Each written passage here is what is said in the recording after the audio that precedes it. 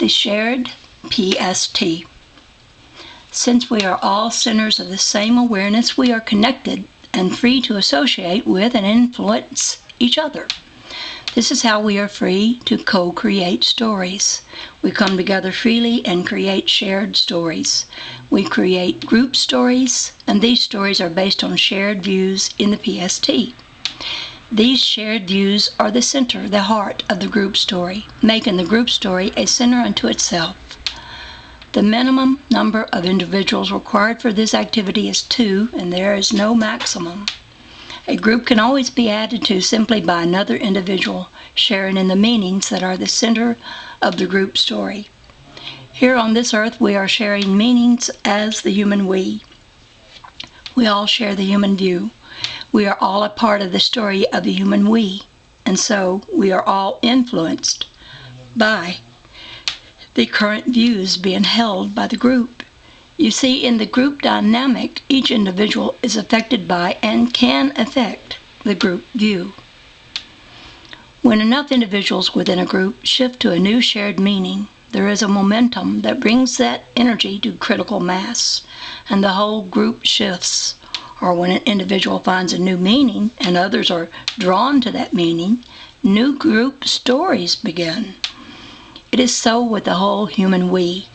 If we find new meanings that we are all attracted to and freely adapt to, then we shift the meanings for the whole human we and become a new group and live a new group story. Human we all share the human view. We are all a part of the story of the human we, and so we are all influenced by the current views being held by the group. You see, in the group dynamic, each individual is affected by and can affect the group view. When enough individuals within a group shift to a new shared meaning, there is a momentum that brings that energy to critical mass, and the whole group shifts. Or when an individual finds a new meaning and others are drawn to that meaning, new group stories begin. It is so with the whole human we. If we find new meanings that we are all attracted to, and freely adapt to, then we shift the meanings for the whole human we and become a new group and live a new group story.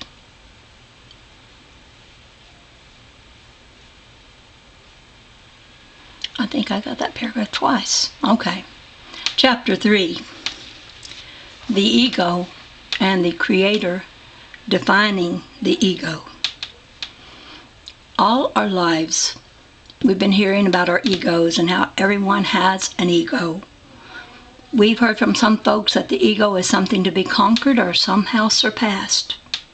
We've heard from others that it is a fragment of our consciousness that mediates between the id and the superego. We've even heard that the ego is ourself. So what is it really?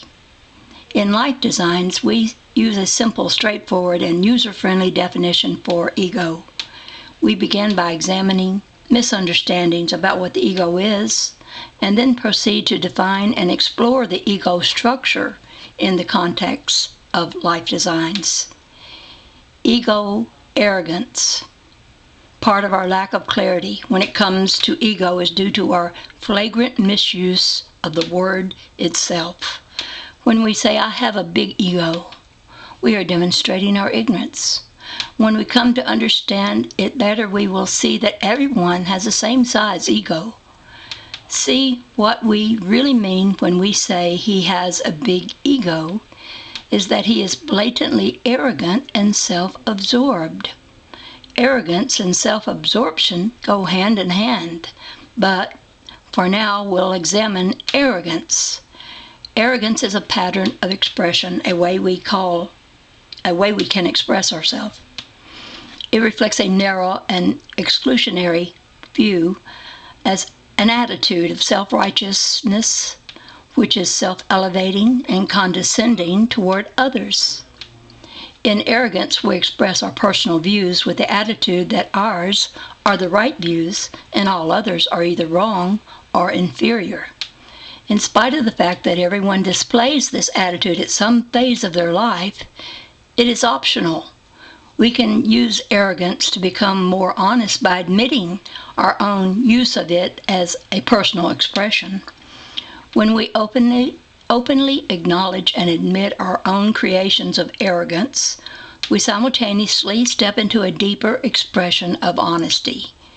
We admit more and allow more information to flow to us because we're no longer hiding onto the ideal that everything should be the way I think it should be and everyone should be more like me, and the warped view this creates. We liberate ourselves from that view by seeing how we've used it and realizing that it's an option. To simply acknowledge our own use of arrogance is the beginning of our deconstruction of the patterns created with that attitude. So arrogance is an attitude, an approach, a viewpoint, an expression, and most importantly, an option. The ego is not an expression. It is not a viewpoint or an attitude, nor is it an option. The ego is a basic design structure of the PST. It is the collective defining boundaries of viewpoints, roles, beliefs, preferences, and patterns of conditioning through which we create specific and detailed self-images. The personal viewpoints, beliefs, and preferences we're holding, and the roles and patterns of conditions we are enacting do not make up our ego. This is our personal use of the ego structure. There is no such thing as your ego or my ego. There is only our personal use of the ego structure to produce personal self-images. If a self-image is a picture of the self, then the ego is the camera that frames and produces the infinite self-pictures that exist in our boundless potential to see and express ourselves in different ways. We're all using the same camera, and not one of our self-images is exactly alike. This sheds light on another misunderstanding. The ego is not the self-image. The ego is the one-size-fits-all design in whose general boundaries, listed above, specific self-images are created. Ego and self-image. Stop now and focus. This is new. This is another way we are misusing the concept of ego. But it is more subtle and requires you to have open attention to see it. Once you see this distinction, you will experience an alignment of understanding that clarifies and exposes the true nature of ego. This is a liberating viewpoint because from here we can see clearly how we are creating our reality. What is self-image? It is an image of the self. Anything you can attach to the phrase I am is an image of the self. Self-image answers the question, I am what and I am who? What roles am I playing in this life? Mother, father, friend, scientist, human, other. What are my preferences? What attracts me and what repels me? What are my beliefs? What do I assume about life and existence? What does belief feel like to me? How am I creating beliefs? How am I conditioned by my culture, local and global? How am I conditioned by attitudes based on glorifying past experiences? What viewpoints am I holding, and how is it that defining me? What viewpoints am I holding purely out of attachment or habit? What viewpoints do I authentically choose? By answering these questions from beginning to end, we are constructing a personalized self-image. These self-images are always the products of the meanings we're choosing for our personal life experience. These self-images we hold directly reflect the meanings we are using to express ourselves. Exercise 1. Choose a role, for example, friend. Describe your preferences in friendship. What attracts you in friendship? What repels you in friendship? How do you determine if someone is your friend? What kind of friend are you, and how do you show friendship? What motivates you to portray the role of friend? What do you believe about friendship? What do you believe about friends? What is the clearest picture we can get of the current attitude of the human we on friendship? Is there a dominant, glorified attitude about friendship that the human we demonstrates in behavior and interaction? How is friendship related to war, economic imbalance, and poverty? How is friendship related to art, technology, and culture? What viewpoints am I holding about myself as a friend? What viewpoints am I holding about what a friend is? Which of these am I holding purely out of attachment or habit? Which among these do I authentically choose? This exercise demonstrates directly how you are creating your self-portrait as a friend, your personalized self-image of a friend. You are literally imaging yourself as a friend through the framework of the ego structure and the personal meanings you are holding in your heart about friendship and the role of being a friend. Apply this same exercise to other roles you are currently playing in life: sister, lover, teacher, jerk, chooser, redeemer of self, etc. The ego design is a mechanism, the tool we use in the PST to create our individual persona. It is our canvas, brushes, and color, and we can become skilled creators of self-images through utilizing the ego in the capacity for which it is designed. As creator, we are infinite creators of meaning, and thus infinite creators of reality. This is an observable fact. Our infinite nature is obvious and easily assessed through examining any behavior or appearance of the human we. Through our appearance and behavior, we demonstrate our nature. We openly demonstrate that we are conceivers and manifestors of all manner of expressions. Stop now. Breathe for a second. Prepare again to slow down and give open attention. As creators, we express our purest characteristic, the characteristic of personal freedom. When we see that we are creators, we see that we create through personal choice. This shows us that not only are we personal creators, we are choosers, decision makers, assigners of personal meaning. We are self-designing through choice. And what are we creating? We are creating identity. Identity is the self-identifying meaning we create with self-images. We create our identity through our choice of self-images. Our identity is the collection of self-images and personal meanings we are holding at any given time. Part of our identity as a creator is our personal freedom. We are always free to shift our point of view and gain a new perspective of ourselves thereby, generating a new self-image. We redesign our identity by shifting our point of view. This is why shifting is one of the most crucial actions to gain skill in.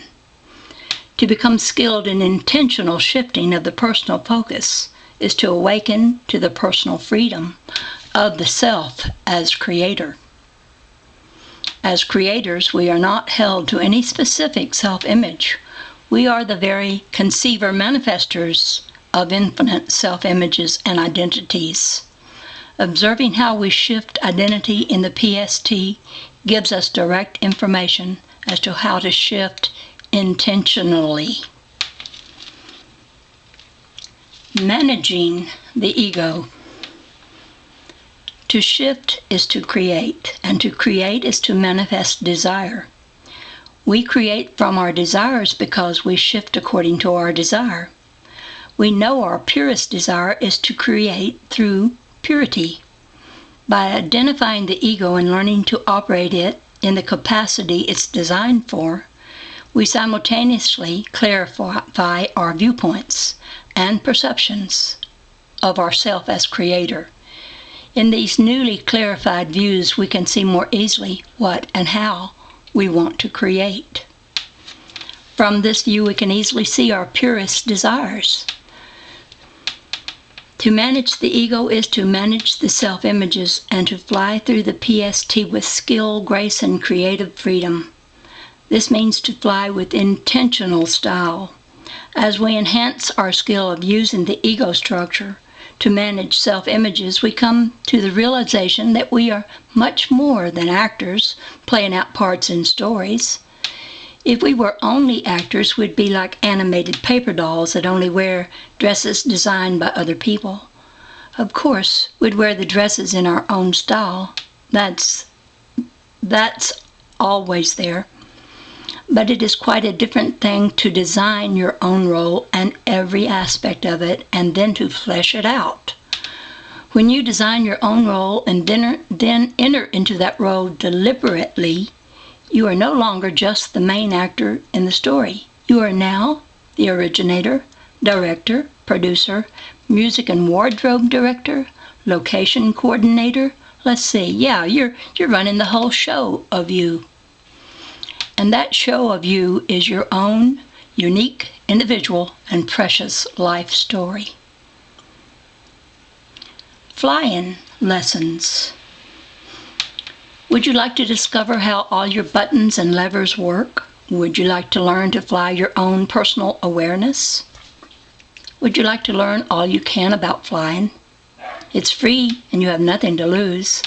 The buttons and the levers in the PST are the generators and coordinating and shifting devices we use to create our personal perspectives and perceptions. These form the psychological apparatus we are using to create our personal experience of life. This is our venture into experiential life, so it requires us to focus our experiential senses.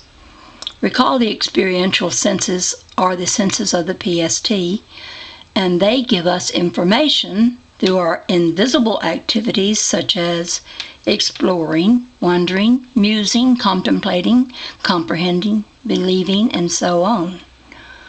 We can observe the nuance of every experiential sequence by studying mood. Mood is the quality of being that is being expressed in, through, and by the story you are living.